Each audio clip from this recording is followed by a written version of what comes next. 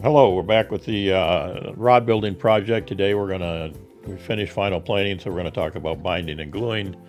And for those demos, we're going to use some video we took at the Bamboo Bend project in May in Levels Township. This is the Veterans Workshop put on.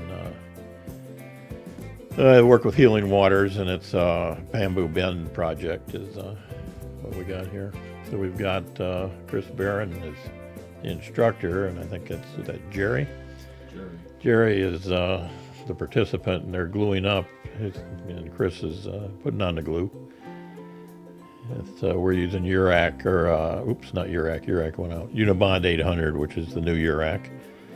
It's a Nelson Paint Company up in the Upper Peninsula. It's a good waterproof glue, 2-part formaldehyde. Cleans up with water. It's the only glue I've ever used. I like it. Others use some combinations. Some guys use Titebond 3, others have some epoxy magic they use. A lot of different ways to do it, but Unibond's always worked pretty well for me. I've never had a rod come back delaminated, and it's been a good glue.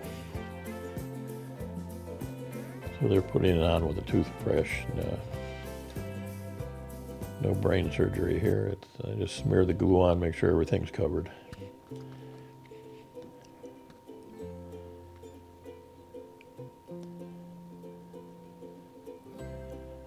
While we're here, one of the guys put an article into Fly Fisherman magazine about last year's workshop. So it's a pretty nice article. It talks about the workshop, the people in it.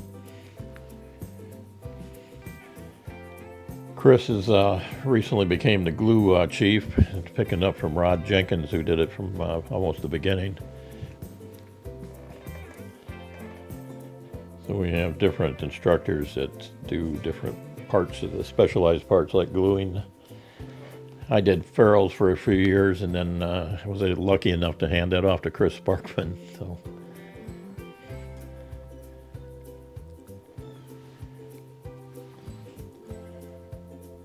there he goes, getting it up off the wax paper, and he's going to roll it into the hexagon shape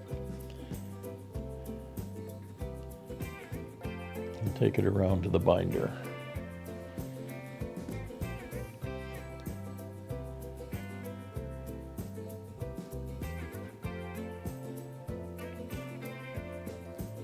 Using that. Actually, I think it's Rod's homemade Garrettson style binder. There's plans all over the internet to how to make those things, but he's always used this one here. It's reasonably portable. He brings it in and sets it up, and it's worked good for a long time. He's going to throw a half hitch on the end, a couple of half hitches on the end of the rod with his binding cords, cotton glaze. And he's going to run it through in one direction, and he's going to load it back in and run it through the in the opposite direction, so the binding cords will cross, give you a cross in two directions. And it pulls it tight and takes any helps alleviate twists and things on it that the binder might introduce. Okay, here we go. Come on, Chris.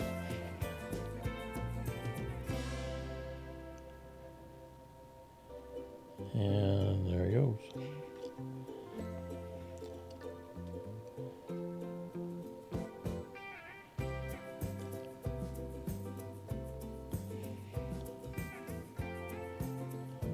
all set up. It's just right, and then okay, throwing it through.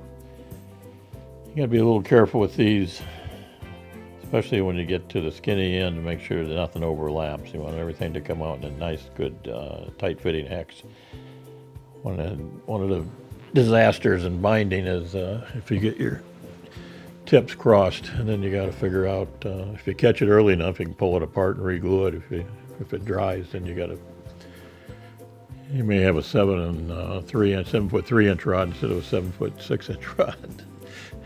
So, and that happens occasionally.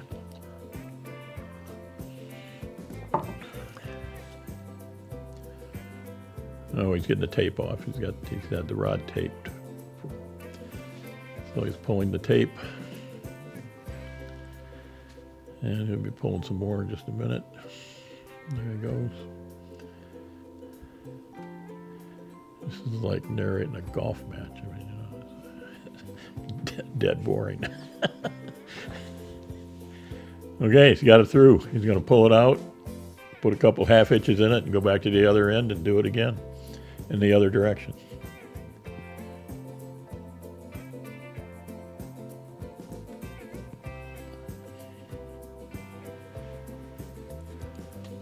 We had a pretty good session last year.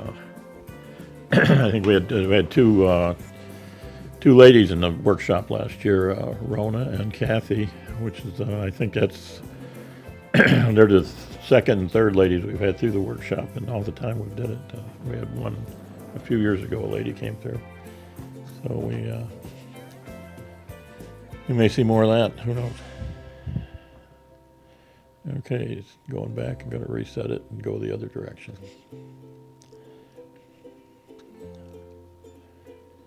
Bamboo Workshop is Victor Edwards and Jim Hodevera thought that up a number of years ago, and they had kind of an informal session the first year. Dennis Hyam, Ron Barch, and a whole bunch of guys came together and just brought stuff in and made rods. I think they had 6 veterans they were working with then, and they did it over at Victor's in his garage. And the following year, they kind of formalized it a little more. That's when I think. I can't swear, but I think that second year is when I came in, and I think that's when Peter Jones came in as well. So, and then we worked in Victor's garage. He built a huge garage. It was really a nice venue for doing that. And then when he decided to migrate into a traveling lifestyle for a while, we moved it up to the Levels Township Hall. And we've had it there for quite a few years, which is a good venue, and it's a good folks. We appreciate their willingness to host the session. It's kind of a major disruption in the Township Hall for about 10 days. But everybody seems to be happy and living with it pretty well. There he is. He's running that through. He's tying off the other end. He's going to pull that out of there and put it back on the bench and straighten it and just check it out, make sure there's no twists or turns, and it's a good straight blank. And then I'll hang it in the heating cabinet. We heat this generally overnight, and you can see the cabinet in the back if you look. That plexiglass cabinet back there, it's got a heated cavity with light bulbs incandescent light bulbs provide the heating source, I think.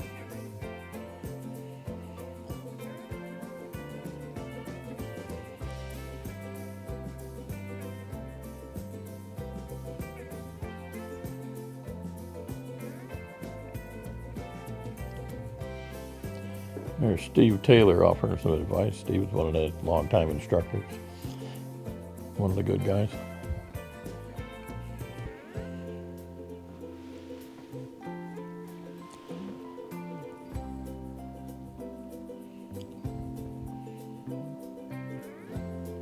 There, he's got it off. Checking it to see if it's straight. Seems to be.